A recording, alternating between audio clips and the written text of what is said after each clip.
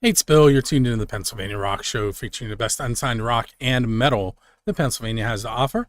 We just heard two tracks from Cage, Cold Silence. The songs were Cold Silence, the title track, and I Deny. And if you know anything about my personal history, that I Deny is on my goalie mask on the chin cup. Most people would think it is about playing goal when it's actually a nod to the band Cage. Anyway, there's a reason why we started off with the Cold Silence album. Um, they can't hear you, Utah. We're going to get to that in just a moment. So you are tuned in to the Pennsylvania Rock Show on musicfrom412.com, buildascene.com, rooterooradio.com, megarockradio.net, metalshop101.com, and 107.1 KFGD out of St. Louis, Missouri. I think I got them all. Anyway, with me tonight is my friend Utah, who you're going to see here momentarily. And I feel like we just did this recently. We've done it a few times over the years. It's been, 21 years? I think we just talked Yep. to you on Sunday night on the Yep. Grassroots Show. 21 years, yeah. 21 for me and 20 for you, which is what we're celebrating tonight. So my plan was to come out the missing links on Saturday, but I ended up at a campground trying to help my friend figure out everything that was going wrong with his new camper that is 46 years old. You know, there you go. Yeah. So we managed to blow water completely out of the bottom of the camper. It was interesting. But anyway, so we start out with the Cage Cold Silence, and that's a very easy way to segue into what we're doing tonight. So why don't you tell us a little bit about that album, if you don't mind? Oh, yeah, that was back in the first 5 years of Shady Lady Studio Productions and Records. I was into kind of band management, booking and promotion of some bands. And one of them was Cage. And we worked together putting that album out. And I still think it's I still consider it just, one of the coolest things I've done in the 20 years of Shady Lady, without a doubt. Everybody was just, on spot and on cue and on fire through that whole project. Uh, just everything, the photos, the graphics, the songwriting, the recording, just everything. Everybody worked really well as a team to make that album happen, and I I love listening to it to this day. I think it's a album everybody should own. I don't disagree. I still listen to I Deny a lot. And what's the other one I like? Crawl to Me. And Yeah. Oh yeah. I haven't played them in a while. Every I haven't song on there is a home run in my opinion. But I haven't. I used to listen to it on my way to play duck hockey. I used to listen to like songs that would get me pumped up, and then this album yeah, came out, and I listened to it from front to back on my way to Murraysville, which is why it ended up on my mask. right, exactly, perfect. Also, the album cover on that, just a simple um, art figure, I guess is it. Yeah, I don't know the official title of it, but it's like how you draw figures in art. It's a little wooden doll type thing that you compose, and but it's really cool. And I'm not doing it that any justice. well, and that was all done internally. I mean, that was set up and staged, and those photos were taken by Sherry at the time, and that became the album art, and it's really cool. And then the inset photos were taken by a photographer that we had hired to come down, and I believe that was done at either the Hard Rock or the Altar Bar. I don't remember actually, but took some live shots for that stuff. And like I said, everything was done internally on that project, and it was a very long project too, long and costly, but it paid off in the end. I think uh, band. I think we ended up breaking even, pretty much. And sadly, like literally, within a year of it being released, the band broke up, which was a bummer, but because those are great songs. They definitely took a much heavier approach when Wally joined. And Well, you say that. I also, I mean, there's some very mellow stuff on that album too, that's which true. I think is just beautiful. I mean, I think it really showcases just the what an incredible vocalist Wally really was. I mean, he could do it all, and I still think he was one of the best, without a doubt, frontmen in this scene I've ever seen. He just commanded the stage, but with his voice, his presence, and his songwriting, all of that. I remember, and this might be a behind the scenes story that I shouldn't give, but Step 11 was here, and he and Jeff got in an argument, and they almost broke up on my show. That's kind of funny. Yeah, and yeah, we did some recording at Jeff's up there in Leaper, PA, with the After the Fall of stuff back in the very early days of the Shady Lady Records part of the company. Yep. In his attic studio. Yep. Oh yeah, it was a really cool place. And then we all sat around and ate spaghetti. See, I can't ask you what's the best spaghetti you have had because you're a musician. Wow. Well, since we're talking about that, I'll say Jeff's spaghetti and Leaper. There you go. So some of the other artists that we're going to listen to tonight, we're going to hear your band, Noble Hops, but we're also going to hear from James Levere, from my hometown, I believe. Yeah, that's right. Apollo. Oh, okay. Vandergrift. He's right across the river. Oh, yeah. All right. Yeah, fair enough. Yeah. And then we're going to do some RBJ, whose lead singer lives right outside my back door and across the street. And that's what I have. I couldn't find the After the Fall stuff. I have like minute-long cuts of them. And I tried to get them from Matt, and Matt said he only has one copy and it's hanging on his wall. Well, then I let you down there because you were messaging me earlier about that, but I was busy helping the Fostering Music people out and taking care of that tonight. So I had kind of got my schedule a little wonkied up. Sorry about that. That's okay. We have like 3 minutes in this segment. Let's talk about your company raises between $50,000 and $150,000 per year for charities, and Fostering Music is one of them. What are some others that you work with, and how did you choose them? I wouldn't say that statement stands as true as it once did. We are pretty much just only associated with a couple of charities these days. And it's not that we even directly raised that, but we participated in it. But yeah, I actually saw that on the website earlier. I'm like, I should probably remove that because it's not as true today as it once was. But yeah, there was a time when we definitely were that involved and active in raising money for different causes. For anyone who's not familiar, I'm going to do a little history between Utah and I here for a second. So, Build the Scene, actually, if you follow it back in history, started out as something called AK Music Scene, which was born out of TH Entertainment. We talked about this yesterday with Tim Henry and I. But the name AK Music Scene, Utah helped me pick, and purchased a domain. Still to this day, he's constantly backing what I do. Most recently, he bought some microphones that hopefully I'm going to get to implement here shortly.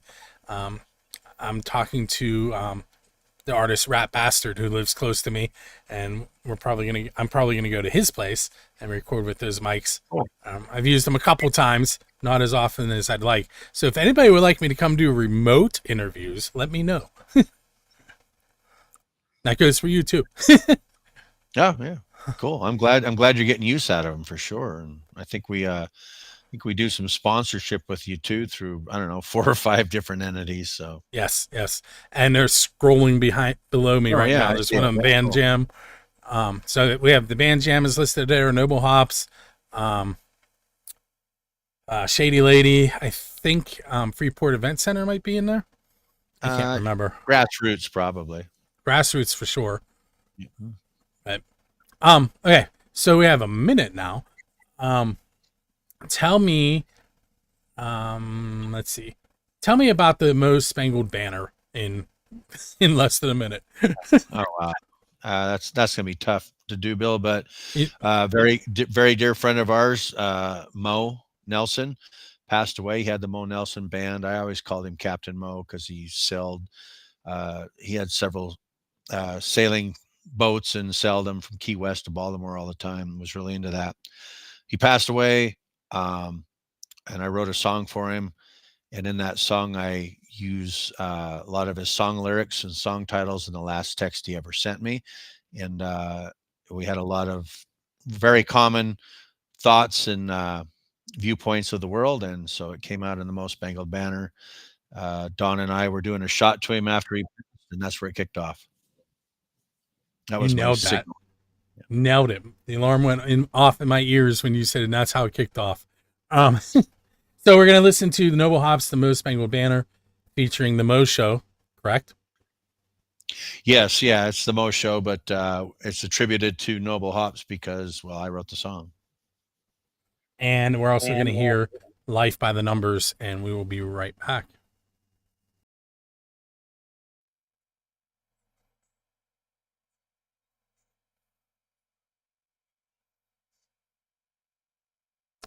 Hey, it's Bill. It's that time of the show where I'm going to spin the wheel, and Drusky Entertainment is going to give away 2 tickets to one of their shows, courtesy of a agreement they have with Music from the 412. This week's show is Toad the Wet Sprocket with Vertical Horizon at Carnegie of Homestead Music Hall in Munhall, Pennsylvania. It is a 7 p.m. door time. Show is 8 p.m. Once again, that is Wednesday, October 1st, and it is all ages. I have a whole bunch of names on there: Melissa Zunick, Tina Leydig, Jody Nide, Stacy Martin, Andrew Carr, Tina Leydig, Peggy Spiker, Melissa Zunick. I already shuffled them, so I don't know if I got them all in there. Tom Trainer, Stacy Martin. If you can see above me who is on the list. There we go. I'm going to hit shuffle 2 more times. I'm going to go ahead and spin, and we're going to find out who's headed to Toad the Wet Sprocket with Vertical Horizon at the Carnegie of Homestead Music Hall on October 1st. And that winner is Melissa Zunick. Melissa, keep an eye on your email. You'll be receiving an email from me tonight and a follow-up email from Drusky Entertainment with information on how to get those tickets from them. For everybody else, we have lots more shows that you can win tickets for. Head to musicfromthe412.com/contest for more information on those concerts.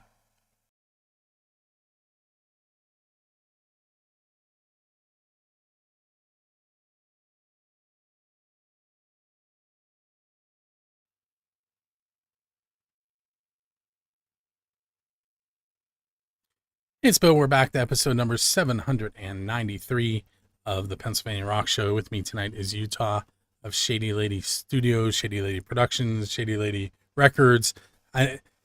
Which one of those? Like I type in Shady Lady Studio.com, and then I should know as much as anybody else that's going to take me to Shady Lady Productions.com. But which one do you actually prefer?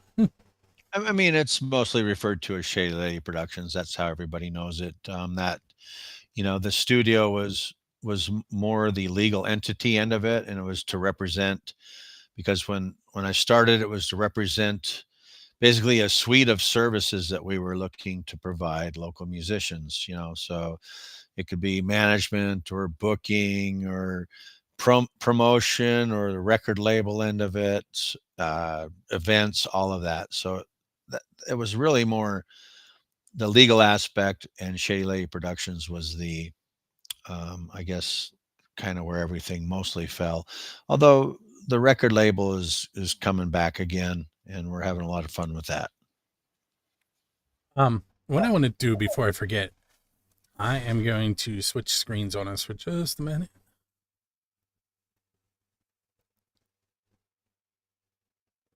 Okay, so to our left in the video, I guess. Well, anyway, right side of your screen, maybe. I don't know. It's all backwards. Anyway, ShadyLadyProductions.com is on the screen. Um, I see that you saw that I started to update some stuff and you carried through with more of it because you have more information than me. And, and you know, I really want to get this out in this interview is that I've had no time through August. You know, I'm so busy through the summer with the big events that we do that I let the website just sit there and I did nothing with it. And I was quite surprised when I jumped on there and seeing that you had been updating it. And that's really cool, Bill. And thank you for that. You're welcome. Greatly appreciated. So what I'm going to do here, and you, if you're watching from the beginning of the show, you saw some of these scrolling, and you'll see them scrolling in the next segment, and you'll see them towards the end of the show too. But these are some of the events that you have coming up, and you book Just, for. Let me scroll some more. There. um, you book for quite a few venues. Do you want to mention those and how they can get a hold of how bands can get a hold of you to play at some of those venues? well, yeah, I mean, I guess on a just more of a local level, like your regular, uh, nightly gig type thing. We book for Liberty Corner Tavern. We do the acoustic, or actually the Thursday acoustic nights there, which are pretty popular. They've really gained a lot of traction. And it's just the first and third Thursday of every month. And we have an acoustic act there, and Freeport seems to love it. They come out and just go crazy for a couple hours a night. On every Friday, we do acoustic also at River Forest Country Club in Freeport as well. And we've been doing that for a couple years now. And that's has some pretty decent showings as well. And we've done comedy there. We've done full band shows there. Piano Man, uh, outdoor concerts, everything at River Forest. So that's always a good time. And then the local live music series at 11th Frame, which is every first and third Thursday or first and third Saturday of the month. And that's more of a club gig type show. So we bring in full bands for that. In the summer, kind of go a little bit softer with acoustic stuff, but usually it's, a duo, trio type thing because we try to do it outside. So those are kind of the venues I guess I book for. But we also do the main concerts for the Big Butler Fair, which is in Prospect, PA, always over the 4th. We've been doing the Moraine State Regatta at Lake Arthur for a couple years now as well. And of course, what's sort of become the flagship show replacing the Southern Fried Rock Show, which has been around for 20 years, is the Band Jam Grassroots Music Festival. And we do that out at Cooper's Lake Campground and Slippery Rock. And that's 3 days of local music. And that's really where I've been throwing a lot of my focus into and want to throw even more focus into because, we have almost 500 acres there and great sound and lighting company we've been working with through Lamat Productions. The Rock Station 97.7 WLAR is behind this whole thing. Great sponsors, including yourself. You've been sponsoring for a few years now. And it's really something we want to focus on and build and make big. The, both of those that you just said were your main shows. I've been to a handful of both of them. Yeah. One of my favorite venues, and I know it's yours too, and unfortunately it's gone, is the Big Red Barn, Peter B's. Except for that pole down the middle, that used to frustrate me. I'd take that poll back in a minute. What a fantastic venue. Great. What a rock and roll. Just not just rock and roll. That was a live music venue. And that's where I cut my teeth doing national shows at. We had, some nationals flow through there and some pretty successful shows back in the day. As many times as I had been in that place, I was never upstairs. I never went up there. Oh, wow. And now I can't. Yeah, I know. Yeah, what a great place. It was offered to me a couple times and I just was at a spot in my life where I couldn't do anything about that. And So I don't try not to look back on it and think about it too much because man, I'd sure love to have that place right now. Um, so let's go see how far do I want to go back here. I mean, how about this? So we're gonna play James Levere. Am I saying his name correctly? Yeah. Mhm. Yeah. Yeah. We're gonna play him next. How did you hook up with him? And we're gonna play the song "Hell of a Ride" if you want to talk Yeah. about it at all. I mean, I've known Jim for a long time, and then we featured. He had that little acoustic thing or a band really called Folk Hammer that was going on. They wrote some really great album that he put out. We had him the grassroots show several times, and also featured on a cable show that we used to have called The Beat, which was on Armstrong Cable, and booked him a few times here. And then I'll never forget that they actually asked me to open for them one time, which I love it when people ask, and I don't get asked to be a part of shows very often. So I remember the ones I get asked to be a part of, and they were someone extended that invitation, and so he just reached out to me. He said, "I got some songs I'm sitting on, and I just wanted to see if you could help me with them." And so we went in and recorded three songs actually at the Leaning Studio of Green with Chris Rue Brew Dog Dog. Rouen. Yep. And one of them is still kind of in limbo. We just trying to figure out still how that should shake out. I mean, it's been a few years, but you know, Jim's busy. I'm busy. Jim doesn't live in the area anymore, but he wrote this song, "Hell of a Ride." Actually, co-wrote with a guy out of Nashville, and so we put together. We had Chris, had Rue Dog lay down the drums on it. I played bass. We brought in Rob Keller to lay down the guitar, and Jimmy came in and sang it. Cool. And Hey, so my friend Linda Weber did the album or song art for it. she's the one who makes the Grassy Award, right? She makes the Grassy Award, and so far she's done all the song art for Noble Hops as well, and helps me out tremendously with just graphics and stuff for Shady Lady. Yeah, she's awesome. Love her. Hey, so we're gonna take our next break. We're just gonna go for about a minute, and we'll be right back with Utah on episode 793.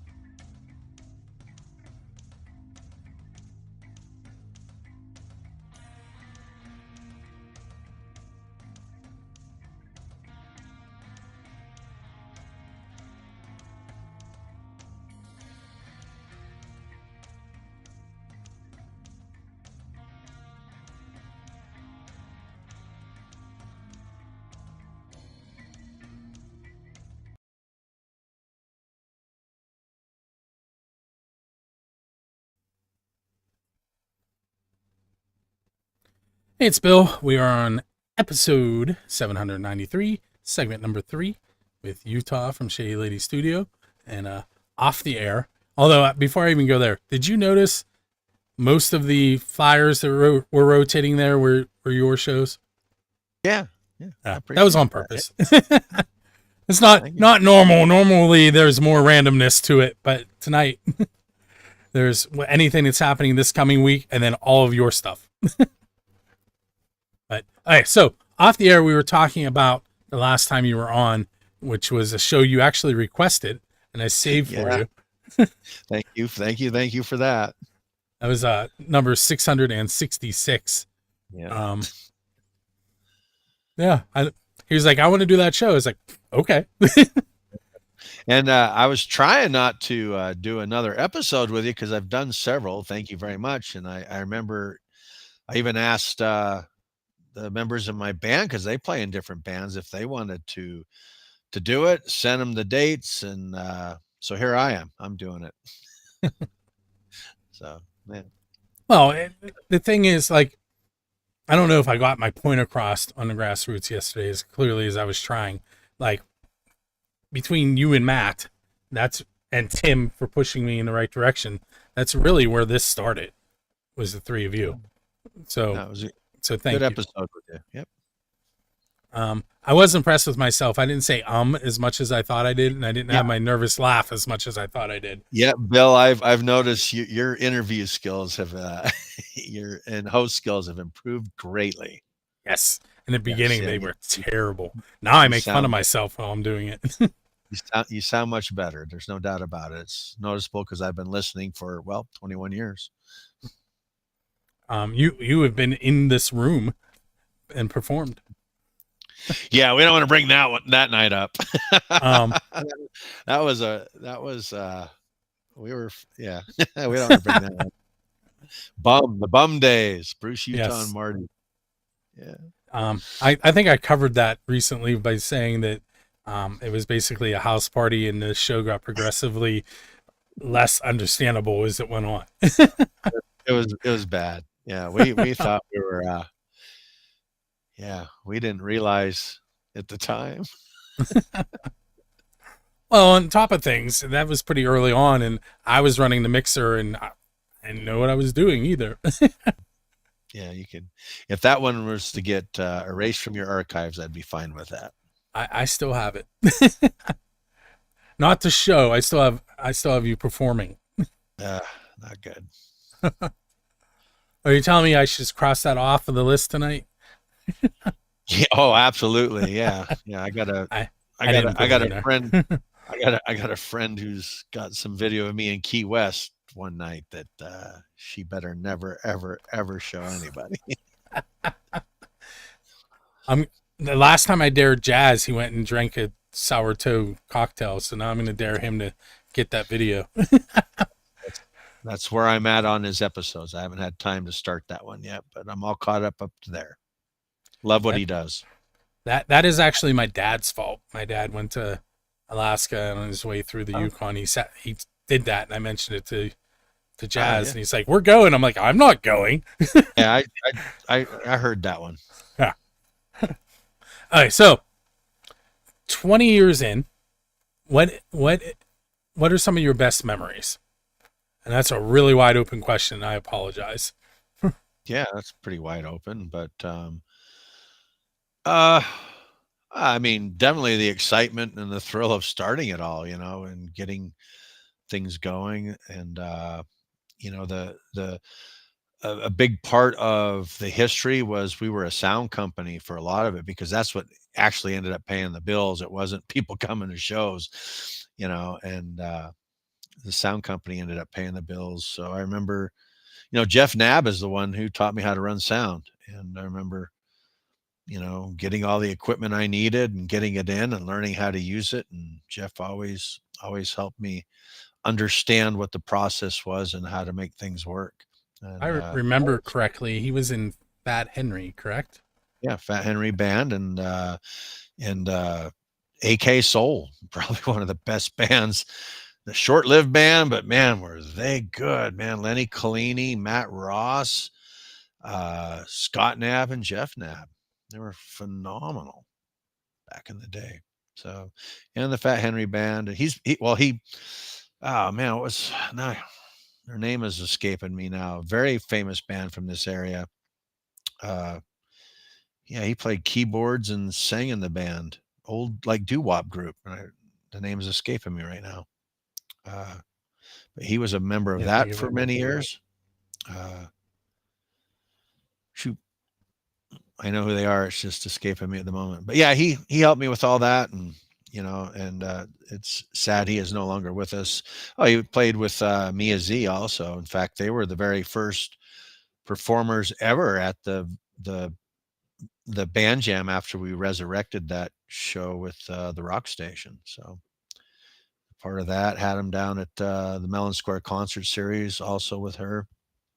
So, and speaking of Mellon Square, yeah, those times were great too because Spud and Stretch were were the road crew at the time, and they were just so young, and 8-year-olds coiling cables and carrying speakers and doing all that every Thursday for the noontime lunch concert was always cool. And That coiling cable thing, that's not an easy task. I'm still trying to get my son to yeah, figure that out. yeah, it's funny if you watch me shuffle a deck of cards, you'd be like, he doesn't know what he's doing, but I'm shuffling the cards, and people watch me coil a cable and are like, that's not how you do it. And I'm like, I'm doing the same thing you are. It's just my method's a little bit different. So it's kind of funny. I do But over, under, over, under, over, under. those uh those were some of my favorite times, just being with them and getting to do that. And we already talked about the Cage Cold Silence experience. Peter B's, there's too many good memories from there. I mean, man, we had a lot of fun. Just so many shows and so many people, so many artists. I mean, hundreds, just hundreds and hundreds of people I've worked with through the years. And of course, meeting Bob Cupp and starting the Grassroots show, huge, big stuff. Bob is such a badass. Um, the rock doctor on the rock station 97.7. His knowledge of music is incredible. And then And just also, you can also hear him announce the Slippy Rock football games too. yeah, oh yeah, absolutely.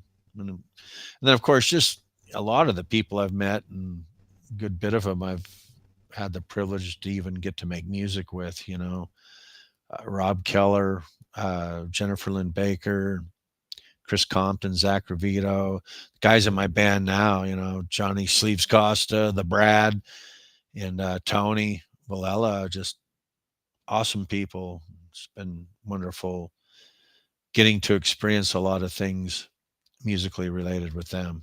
And of course, I know that's more about the band aspect of it than Shady Lady, but um, I did use the record company to sign my own band. Got to handle the money some way, right? Okay, last question for you.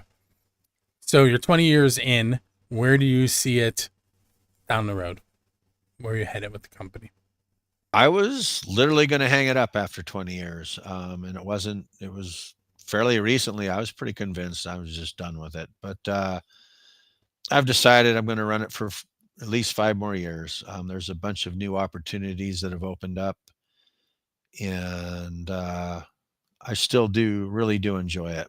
I get a lot of satisfaction out of, the feedback that I get from people who are just like, we love the show you put on, and we love the music that you help get known. I think I said it on the Grassroots show. I think the legacy of the company will actually be just bridging so many gaps between different music scenes and introducing people to, musicians to other musicians that may have not met otherwise. You know, I think that's going to be it, and it's just made things get even bigger than they could have been. That'll be our legacy, I think. I just realized that beep is coming through different speakers, and you heard it, right? Yes, I heard it. Yep. Yeah. Whoops. I'm Well, gonna that's have to my time up, right? fire my production company. Oh yeah. Well, me too. Me. I know that. Yeah, me. Um, so that is what that meant, but I'm also the producer, so In charge. yeah, it's my show, and I'm gonna do. I used to say that a lot. We're gonna play country because it's my show and I want to. So the last two songs we're gonna play are both Rockabilly Junction. I have Southern Skies and Shifting Gears queued for us. Both of those are off of an album that you put out. Well, I was just Rockabilly Junction put it out, but it was Right. under the Shady Lady Records moniker, and that was one of the bands that I was kind of managing back in the early days, first 5 years of Shady Lady. I got out of all of that because, yeah, managing bands, whew, good luck with that. I've That's had people that's ask me to do that, and I laugh at them. yeah, good luck with that to anybody who can do it. Um, but yeah, the funny thing too is Southern Skies. That's the very first song that we ever played on the Grassroots show, which first aired July 1st in 2012. And that was the song we played. I do want to mention that I made my kids listen to the Grassroots show yesterday, and when they heard me talk about my 55 Ford comment, and then Yeah. I explained it, and they all started giggling. They were like, "You're right, it really is." So That's cool. That was a great story, though. It really was. And I understand that. I mean, that's kind of why I've shifted some focus over to, using the Noble Hops band, which is coming up on 15 years actually in November, and redirected it towards my original music because, when I alluded to it earlier, when Mo passed, I mean, he's gone. I'll never have another conversation with him again.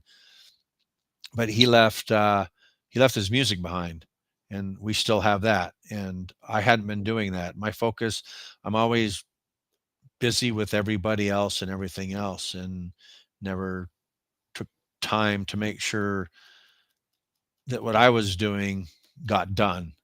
And that shifted my focus. I mean, I'd rather he was still here. So don't get me wrong. It's not like so thank God, Mo died, so I got all this stuff done. It ain't like that at all. But it was, it was a turning point. It definitely was. So I want to thank you for hanging out with me and for being such a huge part in what I do. I don't think I expressed that enough. So You do, Bill. you. You do, Bill. And the thanks goes your way as also. I mean, you've been at it way longer than anybody else I know, actually. And people, take advantage of what you have to offer. It's you're passionate about it. You're going strong. You're getting better and better with everything that you put out year after year. So Make sure. Thank you. I was always switching into marketing you, but thank you. Make sure you go to shadyladyproductions.com, noblehopsmusic.com. Did I get that one right? yeah. Although I got to fix that up too. Okay, don't go to that one for a few hours. I was working on Shady Lady Productions today, but I had some issues, and I'm trying to figure them out without bothering you. Well, give me about an hour and a half, and then I can answer questions. It's past my bedtime. Hey, with that said, we're going to listen to Rockabilly Junction, Southern Skies, and Shifting Gears.